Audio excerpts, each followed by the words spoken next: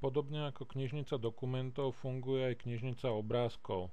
Knižnicu obrázkov vytvoríte cez ponuku akcie lokality, kde vyberiete možnosť ďalšie možnosti.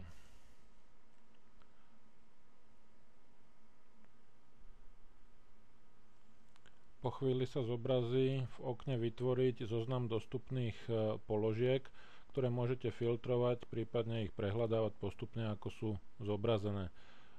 Kliknutím na všetky typy a následne na knižnica sa zobrazia dostupné šablóny knižníc.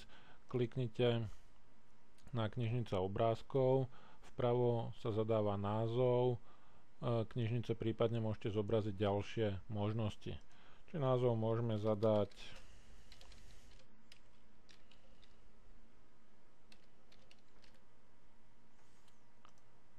taký, aký uznáte za vhodné, následne nejaký popis. Takisto si môžete vybrať, či sa má knižnica zobraziť na ľavej strane v paneli rýchleho prístupu alebo rýchleho spustenia a či sa má vytvárať história verzií. Kliknutím na tlačidlo vytvoriť sa po chvíli vytvorí knižnica a zobrazí sa na ľavej strane. Vytvorená knižnica obrázkov sa zobrazí v časti obrázky. Následne ju kliknutím môžete otvoriť. Zobrazená knižnica má k dispozícii tlačidlá na vytvorenie nového priečinku, na odovzdanie jedného obrázku alebo viacerých obrázkov, no a na vytvorenie rôznych akcií a nastavenia. Obrázok pridáte cez tlačidlo odovzdať viaceré obrázky.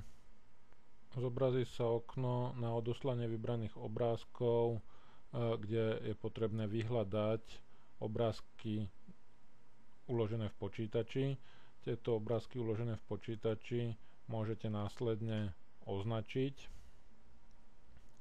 A môžete si vybrať, že či chcete odoslať pôvodné obrázky alebo optimalizované na zobrazenie na internete. Tým pádom sa aj výrazne zmenší ich veľkosť. V tejto časti vidíte, kam sa budú ukladať. Kliknutím na tlačidlo odoslať a zavrieť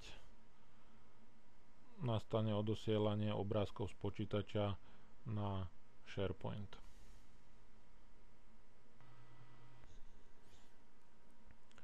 Po chvíli sa zobrazí naspäť stránka odovzdávania obrázkov, kde je potrebné kliknúť na linku na návrat späť do knižnice. No a následne sa v knižnici zobrazia odovzdané obrázky. S týmito obrázkami môžete pracovať tak, že po označení obrázku v ponuke akcie môžete vybrať možnosti na úpravu obrázku v obrázkovom editore, odstránenie, prípadne skopírovať obrázky z knižnice do počítača alebo doslať mailom, prípadne zobraziť obrázky vo formáte prezentácie alebo otvoriť v okne prieskumníka Windows. No a ďalšie možnosti.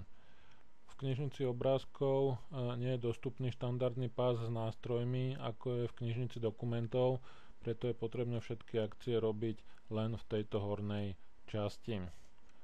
V tomto krátkom videu ste videli, akým spôsobom vytvoriť knižnicu na obrázky, ako obrázky pridať a prípadne aké akcie sú dostupné.